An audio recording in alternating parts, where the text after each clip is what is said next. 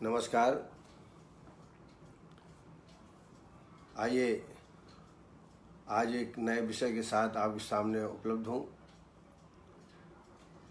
कृष्णा सागर जी उपस्थित हो गए हैं, लक्ष्मण सिंह उपस्थित हो गए हैं, शशि कुमार भी उपस्थित हो गए हैं, योगेश महाजन जी, सब समय पर चिकित्सक उपस्थित होते हैं। ये बहुत ही अच्छी बात है। कल हम लोगों ने अतत्वाभिनिवेश के बारे में चर्चा की थी। आज व्याधिक क्षमत्व के बारे में थोड़ा चर्चा करेंगे। पहले कुछ प्रश्न ले लेते हैं। डॉक्टर रजनीश शर्मा जी, उन्होंने पूछा है कि मधुमेह में सायंकाल फल, सलाद, सब्जियां का सेवन करें तो क्या साम निराम का परीक्षण भी करना पड़ेगा? चूँकि ये हल्के आहार हैं, अगर सामावस्था में भी ये आप सब्जी, सलाद आदि का सेवन करते हैं तो कोई उसमें परेशानी नहीं आने वाली, बल्कि निराम अवस्था ही इनसे प्राप्त होगी। इसे बड़े आराम से सायंकाल लौकी के जूस बनाकर, लौकी का जूस बनाकर या लौकी की सब्जी बना करके रात्रि में 7 और 8 के बीच आप ले लें। अगर आपको लगता है तो एक आध कोई फ्रूट का भी सेवन आप कर सकते हैं। मैं स्वयं 2 माह से लौकी जूस पर हूँ। रात्रि में सिर्फ लौकी जूस ही लेता हूँ। प्रातःकाल कॉर्नफ्लेक्स, दूध, बादाम, अखरोट ये लेता हूँ। दोपहर को मात्र 2 रोटी। प्रयास ये करता हूँ कि ज्वार की या बाजरा की या चने की रोटी प्राप्त हो। कभी कभार गेहूं की रोटी भी ले लेते हैं, लेकिन 2 रोटी छोटी छोटी। और सलाद का अधिक मात्रा में सेवन।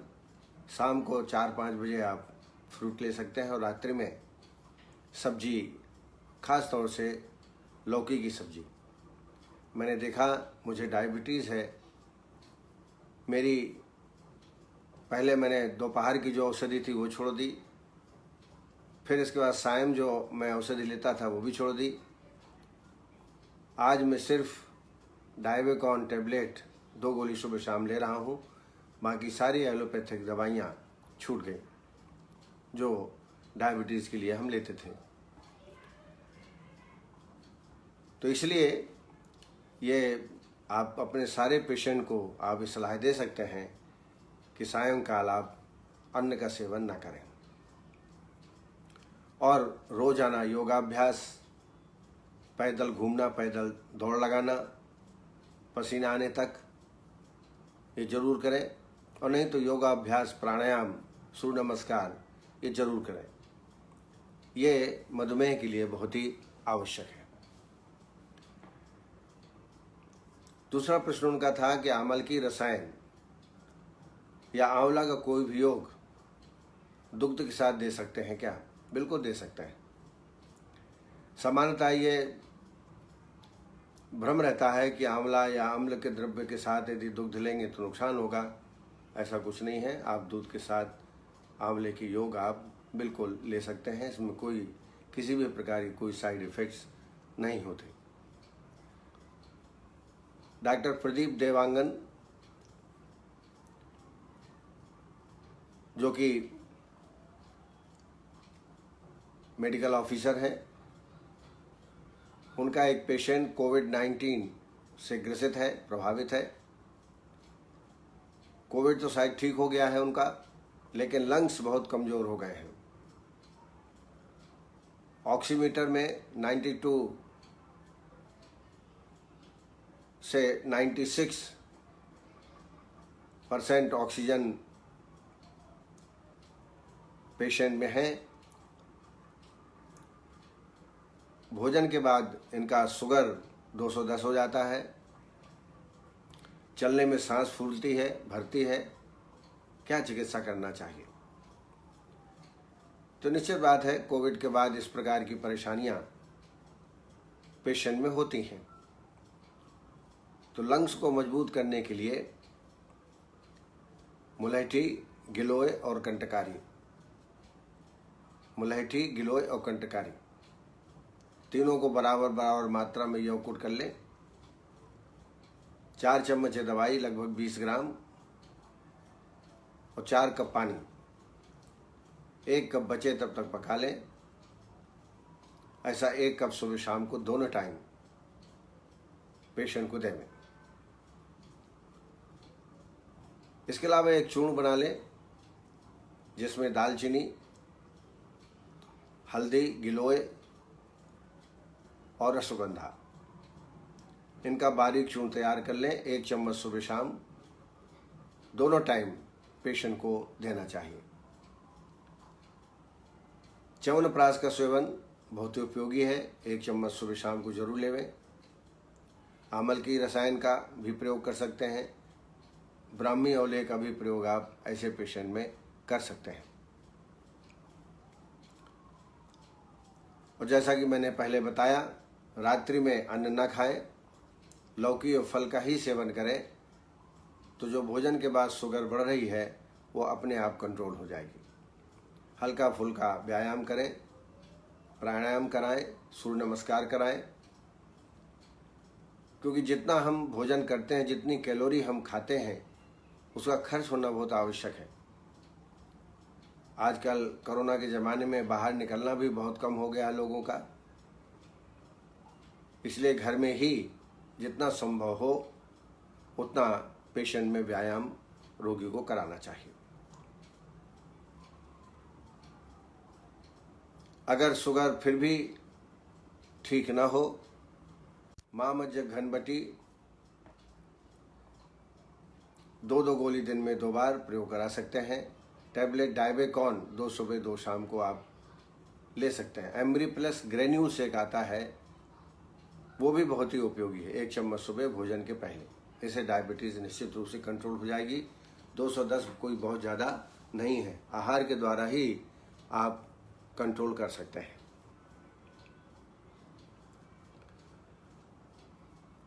डॉक्टर अनुराधा रेड्डी पंचकर्म व्याख्यान जो प्रारंभ किया जा रहा है वो बड़ा ही लाभप्रद होगा हम लोगों के लिए, ऐसा उनका मानना है। तो जैसे आपको मालूम है, कल से पंचकर्म के व्याख्यान प्रारंभ होंगे।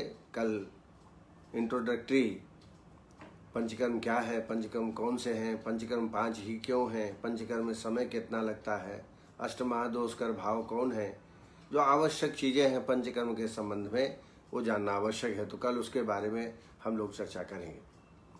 आप लोगों से यही अपेक्षा है कि जो व्याख्यान हुआ उसी से संबंधित प्रश्न पूछें, ताकि एक बार में सारी बातें क्लियर हो जाएं। प्रश्न जरूर पूछें। आधा घंटे का लेक्चर रहेगा और शेष आधा घंटे में डिस्कशन होगा। और आप सभी अपने साथियों को भी सूचित करें कि कल से 4 बजे ये कार्यक्रम चालू होगा। जूम पर एक कार्यक्रम होगा। डॉक्टर नवीन जोशी जी ने आपको ब्रोशर भेजा ही होगा, तो उसमें आईडी नंबर और कोड नंबर अंकित है। कल आप समय से उपस्थित हो जाएं। डॉक्टर सोनल पटेल, उनकी इच्छा है कि डॉक्टर पाठक और मैं अर्थात डॉक्टर निगम दोनों मिलकर के पंचकर्म का प्रशिक्षण दें हम लोगों को, तो बहुत अच्छा लगेगा। देखिए, कोरोना के बाद शायद ऐसा समय आ जाए, ऐसा कई लोग चाहते हैं कि हमारे यहाँ पंचकर्म प्रशिक्षण का कार्यक्रम प्रारंभ किया जाए, तो वो जरूर करेंगे। और आपकी जो मंशा है भगवान करे वो पूर्ति हो। डॉक्टर ब्रजेश मिश्रा जी, उन्होंने सिस्टाइटिस के ट्रीटमेंट के बारे में पूछा है। ये एक प्रकार का इन्फ्लेमेशन है जो कि ब्लैडर में हो जाता है, और इसका मुख्य कारण है ब्लैडर में इन्फेक्शन का हो जाना। और इस कारण से ये बहुत ही सामान्य अवस्था है यूटीआई की। यूरिनरी ट्रैक्ट इन्फेक्शन बहुत ही कॉमन है। ज़्यादातर स्त्रियों में यह ज़्यादा इन्फ्लेमेशन पाया जाता है।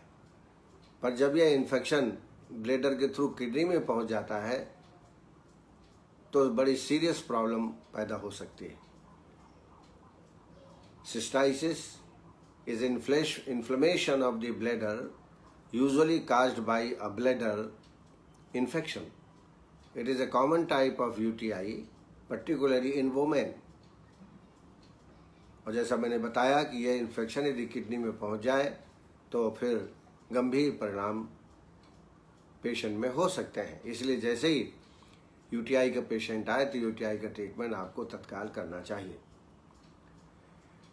पहले तो जो जल ले रहे हैं, पानी को सौंफ के साथ सिद्ध कर दें। मान लीजिए 1 लीटर पानी है तो 50 ग्राम सौंफ यौकुट करके डाल दें और इसको 1 बॉयल होने तक पका लें, फिर उसको छान लें और इसी पानी को दिन भर पिएं और अधिक मात्रा में पिएं।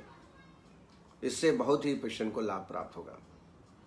खाने में तली मली चीज़ें, बेसन, मिर्ची, ये सब बंद कर दें। औषधियों में वरुणादिक्वाथ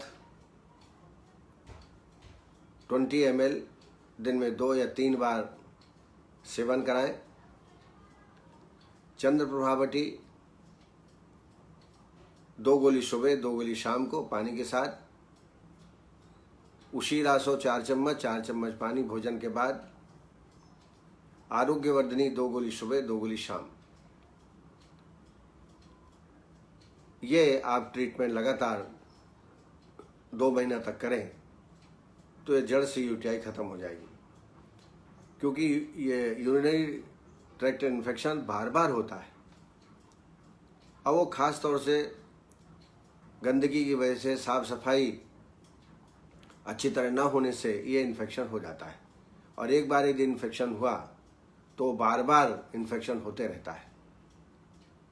ऐसी अवस्था में आप वरुणादिक्वाथ और तृण पंचमूल इनका काढ़ा बना लें 300 ml और शतावरी घृत 50 ग्राम शहद, यवक्षार 10 ग्राम, 5 ग्राम सैंधव, ये सब मिलाकर विधिवत बस्ती का भी प्रयोग आप इसमें यूटीआई में कर सकते हैं। और जैसा मैंने बताया, पानी अधिक मात्रा में लें और भोजन साफ सुथरा हो, बासी खाना मत खाएं या कोई ऐसा वातावरण आपके आसपास न हो जिससे आपको इन्फेक्शन हो जाए, इसका आपको ध्यान में रखना है। डॉक्टर प्रतीक पटेल ने इच्छा जाहिर की है कि जो आपके द्वारा सक्सेस केसेस हैं, जो आप ठीक कर चुके हैं, उनके बारे में कभी डिस्कशन करिए और हम संप्राप्ति कैसे निर्माण करें, औषधि का चयन कैसे करें। वास्तव में यह बात आपकी सही है कि आज पेशेंट डायग्नोस होकर आता है। विभिन्न प्रकार के परीक्षण, एक्सरे और अन्य आधुनिक परीक्षण कराकर पेशेंट आपके सामने सम्मुख प्रस्तुत होता है। वो पेशेंट कहता है कि मेरे को टीबी है या राजक्षमा है या दमा की बीमारी है या डायबिटीज़ है या अन्य कोई बीमारी जिसका नाम नहीं ले पाता।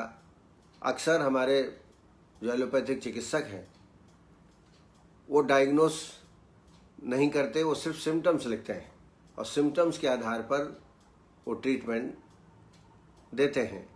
आयुर्वेद में ये प्रयास किया जाता है कि डायग्नोसिस करें, रोग का नाम लिखें, फिर औषधि लिखें।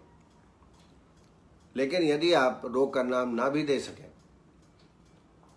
तो आप लक्षण तो आपको मिलेंगे ही पेशेंट से। लक्षणों के आधार पर कारणों का ज्ञान कर सकते हैं, कारणों के आधार पर दोष का ज्ञान कर सकते हैं। कहाँ से समुत्थ व्याधि है, अपक्वाशय समुत्थ है कि आमाशय समुत्थ है, ये भी आप जानकारी प्राप्त कर सकते हैं।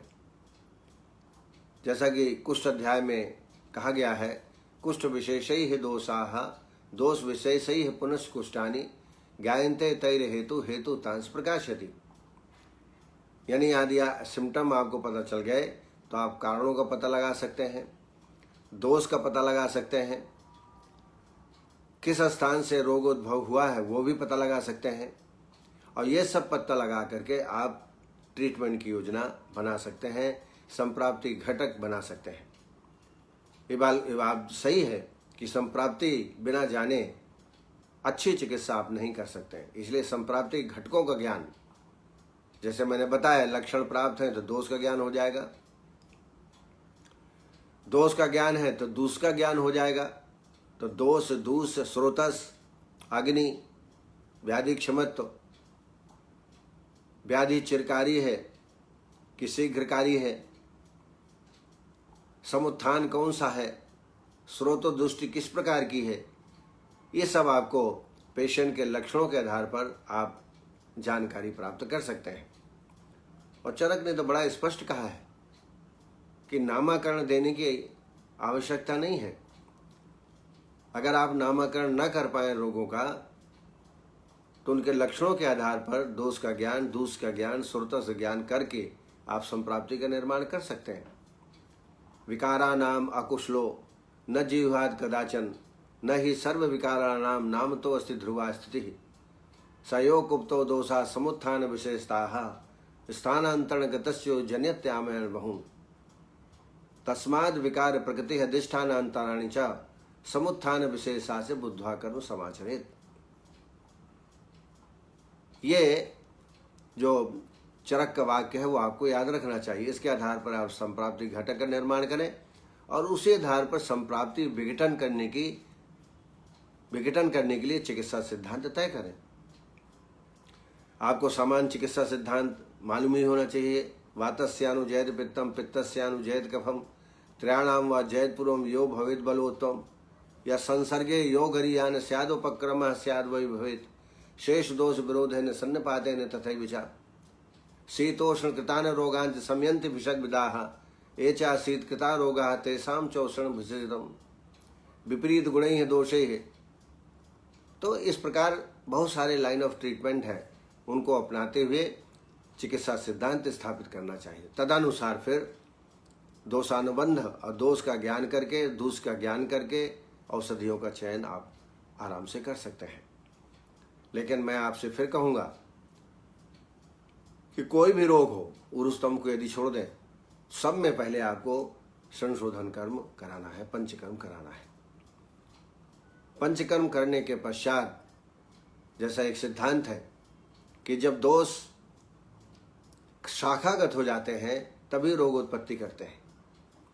इसीलिए आचार्य चरक ने कहा है कि शाखा से दोषों को पहले कोष्ठ में लाओ, और जब कोष्ठ में आ जाए तब वमन और विरेचन के द्वारा या वस्ती के द्वारा आप शरीर से बाहर निकाल दें।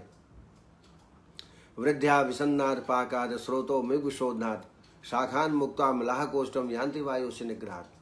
और ये पंचकर्म से संभव है, स्नेहन स्वेदन से संभव है। और इसके बाद फिर आप जो नजदीक का मार्ग है वहां से उन दोषों को निकाल सकते हैं। इसलिए हमको पेशेंट का लक्षणों का ज्ञान बहुत ही अच्छे ढंग से करें ताकि आप दोष, दूष, स्रोतस आदि का ज्ञान भी प्राप्त कर सके। तदनुसार आप चिकित्सा की योजना आप बना सकते हैं। डॉक्टर जगपाल सिंह, उनका विटिलिगो का पेशेंट है। मैंने एक उनको काढ़ा बताया था, मलपू असनम प्रियंगु सत्पुष्पाम चामुसा समुत्क्वात पलासम वाक्षारम फणितो वेदम यथाबलम। मलपूरस अर्थात कठगूलर। कठगूलर चूंकि कंफ्यूजिंग है कि ये मलपूरस है कि नहीं, आचार्य चक्रपाणी ने इसको कठगूलर माना है। तो कठगूलर, विजयसार, बड़ी सौंफ और प्रियंगु, और मैंने अमलतास भी बताया था। इनको बराबर मात्रा में लेके काढ़े का सेवन लगभग 2-3 माह तक करें, इससे काफ़ी आराम प्राप्त होता है। लेकिन उसके पहले और भी मैंने बताया था, सूत्राणाम सविशेषम योक्तव्यम सर्वतो विशुद्धा नाम। जो कुष्ठ में लाइन ऑफ ट्रीटमेंट है शोधन की, बहुदोषा संशुद्ध कोष्ठी बहुसो अनुरक्षता प्राणान दोषे हति मात्रा हरते वायु हन्याद बलम आशु वातोत्तरेषु सर्पी बमनम श्लेष्मोत्तरेषु कुष्ठेषु पित्तोत्तरेषु मोक्षो रक्तस्य विरेचनम चाग्रे। अर्थात पहले संशोधन कराएं, संशोधन कराने के पश्चात फिर जो श्वेत कुष्ठ की विशेष चिकित्सा है वो करें। तो पहली चिकित्सा क्या है? सूत्राणाम सविशेषम योक्तव्यम सर्वतो विशुद्धानाम सूत्रे संश्रम अग्रे मलपूरस स्ते सागुड़ा। मलपूरस अर्थात कटगुलर अथवा अमलतास गूदा गुड़ में मिला करके करीब 20 ग्राम गूदा गुड़ में मिला करके इसका सेवन करना है। इससे संश्रम कर्म होगा अर्थात विरेचन कर्म होगा। ये आपको 3 दिन तक देना है। फिर 3 दिन धूप में रोगी को बैठालना है। बैठालने के पहले मैंने बताया था कि मूली बीज और वाकुची यदि आपने 200 ग्राम लिया है तो 400 ग्राम मूली बीज, यानी मूली बीज डबल। क्योंकि अगर वाकुची सिर्फ लगाएंगे, ज़्यादा मात्रा में लगाएंगे तो उस स्थान में फफोले जो पड़ते हैं वो ज़्यादा मात्रा में पड़ेंगे। इसलिए हमेशा मान लीजिए 100 ग्राम आपने वाकुची लिया तो 200 ग्राम आपको मूली बीज चूर्ण लेना है और इसका बारीक चूर्ण कर लें। और फिर इसमें 2 चम्मच या जितना एरिया है उसके आधार पर औषधि ले करके और गोमूत्र में इसको अच्छी तरह पीसें, पेस्ट बनाएं और इसका लेपन करें। कम से कम 3-4 घंटा वो लेप लगा रहना चाहिए। आप देखेंगे 2-3 दिन बाद फफोले वहाँ पर पड़ने लगते हैं। तो घबराएं नहीं, उसके ऊपर आप चाल मोगरा तेल ऊपर से लगाएं या शतदौत घृत हो वो लगाएं और ये लगातार 7 दिन तक ये प्रक्रिया करना चाहिए या 15 दिन तक भी कर सकते हैं। और धूप में थोड़ी देर बैठाएं और इस काढ़े का सेवन करें। इसके अलावा जो औषधि आप देते हैं वो औषधि भी देवें। इसमें शिलालेख बटी बहुत ही महत्वपूर्ण है। आरोग्यवर्धनी शिलालेख बटी 2 गोली सुबह 2 गोली शाम को आप देते रहें। बाकी और जो दवा प्रचलित है वो आप कर सकते हैं। तो निश्चित रूप से आपके रोगी में, विटिलोगों में निश्चित रूप से लाभ प्राप्त होगा। परहेज क्या है? तो निश्चित रूप से इसमें नमक बहुत कम मात्रा में खिलाएं पेशेंट को। विरुद्ध आहार विहार का सेवन बिल्कुल वर्जित है, जैसे नमक और दूध और भी ऐसे कि खट्टा मीठा दोनों मिला करके। जैसे आपने देखा होगा गुजराती भाइयों को कि वो चटनी बनाते हैं तो उसमें गुड़ भी डालते हैं, खट्टा भी डालते हैं। दाल बनाते हैं तो उसमें भी गुड़ डालते हैं और नमक भी डालते हैं। श्रीखंड खाते हैं। ऐसे बहुत सारी चीज़ें हैं जो हमारे रूटीन में आ गई हैं। विरुद्ध आहार, आजकल जो जंक फूड, फास्ट फूड, ये सब विरुद्ध आहार है।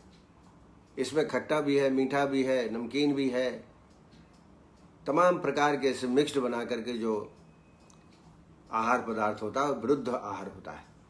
तो निश्चित रूप से इसमें विरुद्ध आहार का सेवन बिल्कुल नहीं करना चाहिए। ये जंक फूड बिल्कुल न दें। तली मली चीज़ें, बहुत ज़्यादा अमचूर का प्रयोग बिल्कुल ना करें। अचार का सेवन ना करें। खाने में 6 घंटे का अंतर रहना चाहिए। बार बार भोजन न करें या बार बार चीज़ों को न खाएं। कई लोगों को मैंने देखा है कि बार बार कुछ ना कुछ खाते रहते हैं। उससे निश्चित रूप से जो हमारे एंजाइम्स निकलते हैं वो हर बार एंजाइम्स निकलते हैं और बार बार ऐसा करने से अजीर्ण अवस्था हो जाती है और दोषों जो वृद्धि है वो हो जाती है, रोग उत्पत्ति होती है। सामान्यतः विटिलिगो में कहा जाता है कि दुग्ध न पिएं। दुग्ध पीने से कुछ नहीं होता है, दूध आप ले सकते हैं, लेकिन नमक का परहेज, खट्टी चीज़ों का परहेज और विरुद्ध आहार का सेवन, ये परहेज जरूर आपको करना चाहिए। और साथ साथ में जो पंचकर्म मैंने बताया, पंचकर्म जरूर कराएं।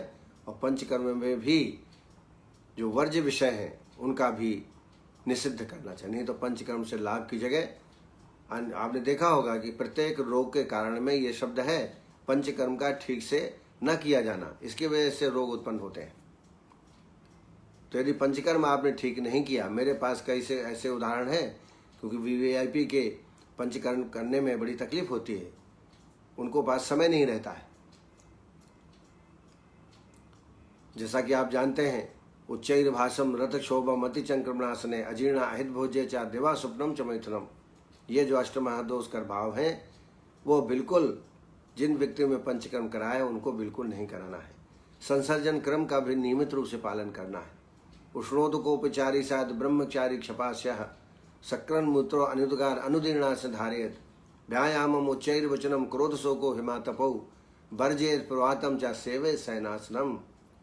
ये जब विधि पूर्वक अपनाए जाते हैं नियम तो निश्चित रूप से पंचकर्म से विशिष्ट लाभ प्राप्त होता है। तो मैं फिर से कहना चाहूँगा, विटिलिगो में पहले संशोधन कराएं और उसके बाद ट्रीटमेंट करें। दूसरा साध्यासाधता भी देख लें। असाध्य जो 1 वर्ष का हो गया हो, जिसके जो मंडल है वो एक दूसरे से मिले हुए हो, अवकाश कुछ न हो, यत परस्पर तुम अभिन्नम बहु यत रक्त लोमवत यच्च गरुस्पन्नम तत् शुद्धम नैव सिद्ध्यति। ऐसा शुद्ध जो है साध्य नहीं है। और अरक्त लोम तन्यत पांडु नाति चरोतम मध्यावकाशो सोचो तत्सूत्रम साध्यम उचिते।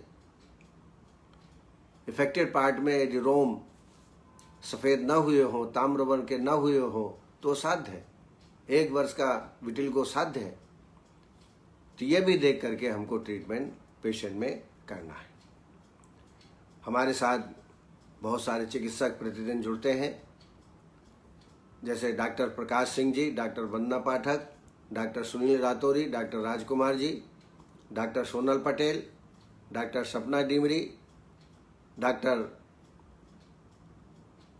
Bhandari ji, Guman Singh Bhandari, doctor Krishna Sagar, doctor Neelam Shukla, doctor Rupali Deshmukh, doctor Manoranjan Sahu, doctor KN Gangwar, doctor Ashutosh Kumar, doctor Vinay Mittal, doctor Giriraj Prasad Sharma, doctor RB Prajapati, doctor Vikas Chaudhary ji, doctor Vivek Bhardwaj, Swati Dubey ji, Balwinder Singh Malik, doctor Amit Singh, doctor Arun Sharma, doctor Hemlata GS, doctor Rama वैश्य, डॉक्टर सलोनी Gupta, doctor Sanjay ji, doctor Shilpa पालस्कर, doctor संध्या पांडे, गौतम सिंह भंडारी, अवधेश कुमार जी, स्वाति दुबे जी, सुनील रातौरी जी।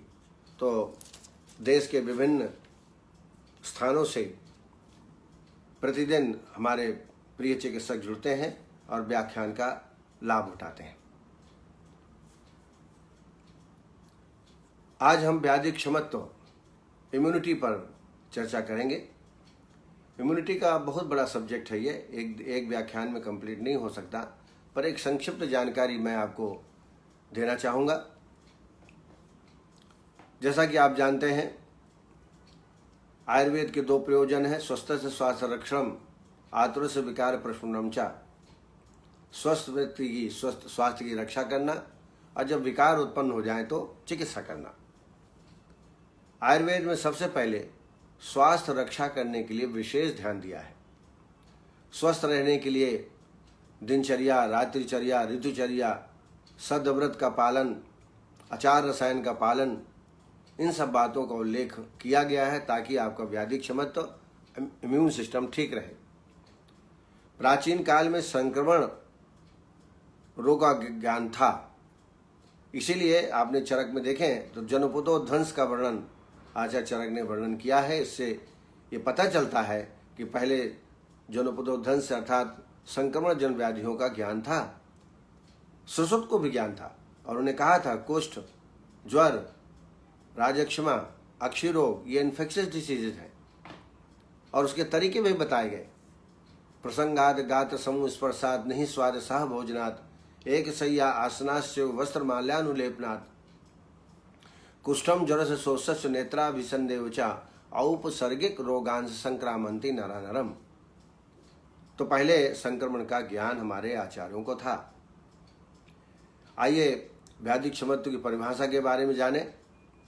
व्याधि क्षमत्व वह शारीरिक शक्ति है जो शरीर में उत्पन्न होने वाले व्याधि के बल को बढ़ाती है तथा व्याधि की उत्पत्ति को रोकती है। इसको हम व्याधि क्षमत्व कहते हैं। हानिकारक जीवाणु जैसे ही शरीर में प्रवेश करते हैं तत्काल व्याधि क्षमत्व तंत्र जो है सक्रिय हो जाता है, जिससे रोगों की रक्षा होती है, रोगी की रक्षा होती है। शरीर की इसी शक्ति को व्याधि क्षमत्व कहा जाता है। शरीर के अंदर लिम्फोसाइट्स बाहरी रोगाणु को भक्षण कर लेते हैं। इसी क्रिया को हम फेगोसाइटोसिस कहते हैं, इसलिए रोग उत्पन्न नहीं हो पाते। इसके अलावा रक्त में अन्य रक्षा तंत्र भी होते हैं, जैसे टी लिम्फोसाइट्स, बी लिम्फोसाइट्स और नेचुरल किलर सेल्स। ये 3 प्रकार के सेल्स हमारे शरीर में पाए जाते हैं जो कि संक्रमणजन्य व्याधियों को रोकते हैं। यह एंटीबॉडी उस एंटीजन के विरुद्ध क्रिया शक्ति हमेशा के लिए अथवा कुछ जीवाणु के संदर्भ में अधिक समय तक के लिए एंटीबॉडी बना देते हैं, जो कि जीवाणु के आक्रमण से बचाता है। इसी आधार पर इम्यूनाइजेशन का विकास हुआ, टीकाकरण का विकास हुआ। इम्यून सिस्टम के 2 भेद हैं मुख्य, एक्वायर्ड और आर्टिफिशियल। इनके भी फिर उपभेद है, उसकी चर्चा अभी हम यहाँ नहीं करेंगे। एंटीजन है क्या? एंटीजन विशिष्ट प्रकार के द्रव्य जो सेल्स के स्ट्रक्चर पर होते हैं, सरफेस पर होते हैं, जो कि एंटीबॉडी की उत्पत्ति को प्रेरित करते हैं। एंटीजन सामान्य हो तो एंटीबॉडी का निर्माण हमेशा होते रहता है और रोगोत्पत्ति नहीं होती। एंटीबॉडी क्या है? यह एक प्रकार का ग्लाइकोप्रोटीन है। एंटीजन से प्रेरित होकर बी लिम्फोसाइट्स के द्वारा उत्पन्न होते हैं। ये एंटीजन को नष्ट करते रहते हैं। व्याधि क्षमत्व उत्पादक प्रमुख घटक, व्याधि क्षमत्व उत्पादक प्रमुख द्रव्य कौन कौन से हैं आयुर्वेद के अनुसार से? पहला है प्रोटीन ग्रुप्स। इसमें milk, serum protein, milk protein, peptones, vaccines तथा ब्लड का ग्रहण किया जाता है। हैवी मेटल्स के अंतर्गत स्वर्ण, रजत, ताम्र, लौह, मैग्नीज, आयोडीन और कैल्शियम, ये हैवी मेटल्स हैं जो कि व्याधि क्षमत्व को बढ़ाते हैं। ऑयल में तारपिन तैल, जैतून का तैल, तुवरक तैल, वाकुची तैल, ये व्याधि क्षमत्व को बढ़ाने वाले ऑयल हैं। आयुर्वेद के अनुसार दोष धातु मल की साम्यावस्था बनाए रखना ही व्याधि क्षमत्व का विकास करना है। आचार्य कश्यप ने व्याधि क्षमत्व बढ़ाने के लिए लेह कर्म आदि का भी उल्लेख किया है। इसके अलावा स्वर्णपाशन आज जो बहुत प्रचलित है, बच्चों में स्वर्णपाशन कराने के कारण बच्चों में व्याधि क्षमत्व उत्पन्न होता है, जिससे संक्रमणजन्य व्याधि या अन्य कोई व्याधि उनको नहीं हो पाती। औषधियों में ब्राह्मी, मंडूकपर्णी, गिलोय, मुलहठी, इनका चूर्ण बनाकर के मधु के साथ निरंतर यदि सेवन करते हैं तो इससे भी बहुत ही व्याधि क्षमत्व बढ़ जाता है। घृतों में कल्याण घृत, ब्राह्मी घृत, वचा घृत और सारस्वता घृत। कल्याण घृत, ब्राह्मी घृत, वचा घृत और सारस्वत घृत, इनका यदि प्रतिदिन 10 ml भोजन के पहले दोनों टाइम संशमन के रूप में ये स्नेह का प्रयोग किया जाए तो अंदर के जो इम्यून सिस्टम है, हमारा जो व्याधि क्षमत्व है, वो बढ़ जाता है। व्याधि क्षमत्व कम होने से विकार की उत्पत्ति होती है, जैसे कि प्लीहा रोग, कास, श्वास, राजक्षमा, गुल्म, अर्श, उदर रोग। अनेक प्रकार की व्याधियां, जब हमारा व्याधि क्षमत्व कम हो जाता है तो ऐसी व्याधियां उत्पन्न होती हैं। उपसर्गज व्याधियां, इसमें स्कारटेल फीवर, जिसको हम हड्डी तोड़ बुखार कहते हैं, टाइफाइड, whooping कफ, डिप्थेरिया,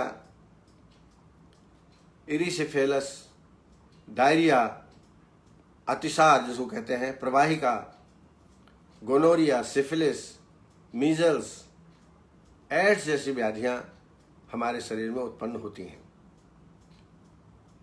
व्याधिक क्षमता बढ़ाने के लिए रसायन औषधियों का एक विशेष महत्व है। अमल की रसायन, च्यवनप्राश या एक विशिष्ट रसायन जो चरक ने वर्णन किया है, उसका प्रयोग लगातार हमें करना चाहिए। हरित की नाम चूड़ानी सैंधवा अमल के गुणम वचा विडंग रजनी पिपली विश्व भेजम। ये औषधियों को लगातार 7 दिन दें और शोधन के अनुसार से संसर्जन क्रम 2-3 दिन का या 4 दिन का करा दें। इससे निश्चित रूप से जो रसायन के गुण हैं वो प्राप्त होते हैं। दीर्घम आयु स्मृति मेधा आरोग्यम तरुणम वया प्रभावण स्वरूदारम देहेन्द्रिय बलप्रदम वाक् सिद्धिम प्रणतम कांतम लभते न रसायनात् लाभोपायु सस्तानाम रसादीनाम रसायनम। ये गुणों की प्राप्त होती है। एक और श्रेष्ठ रसायन है, वो है वर्धमान पिपली रसायन। इसके प्रयोग से न केवल अनेक प्रकार के रोग ठीक होते हैं, बल्कि व्याधिक क्षमता की इतनी वृद्धि हो जाती है कि रोगोत्पत्ति उस पेशेंट में नहीं होती। शास्त्र में तो 10 पिपली, 6 पिपली और 3 पिपली, वर्धमान क्रम में सहस्त्र पिपली यानी 1000 पिपलियों के सेवन करने के लिए निर्देश किया है। लेकिन मैंने प्रैक्टिकल एक्सपीरियंस में पाया है कि यह मात्रा अधिक है। तो जो हम कराते हैं, मैं हमेशा ये रसायन देता हूँ जलोदर, खास तौर से जलोदर रोग में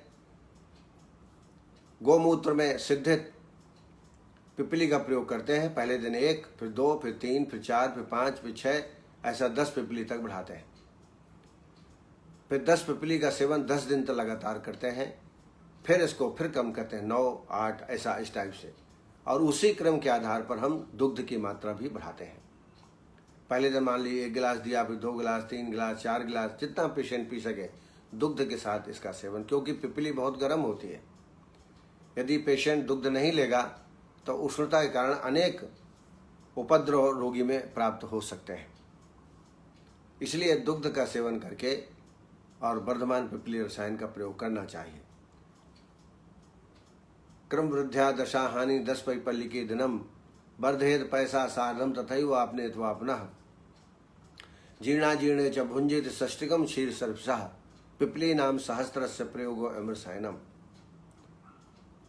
और रसायन का यदि प्रयोग करते हैं तो निश्चित रूप से आपको पंचकर्म कराना पड़ेगा।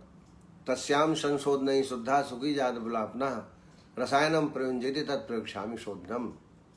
सबसे पहले आप संशोधन कराएं, उसके बाद रसायन बाजीकरण की औषधियों का प्रयोग करें तो व्यक्ति में व्याधि क्षमता तो खूब बढ़ता है और रोग प्रतिरोध क्षमता बढ़ जाने से संक्रमण जन्य होने वाली व्याधियां तो नहीं होती हैं, साथ ही जो रेगुलर व्याधियां हैं, काज, श्वास, प्रतिशाय, जो ये प्रकार की व्याधियां वो भी उत्पन्न नहीं होती।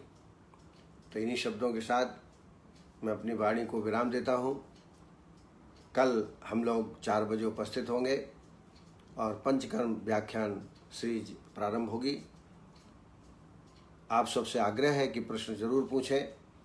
कोई भी पंचकर्म से संबंधित आपको दिक्कत है, जो हमने व्याख्यान दिया है उससे संबंधित प्रश्न पूछेंगे तो सबको लाभ होगा।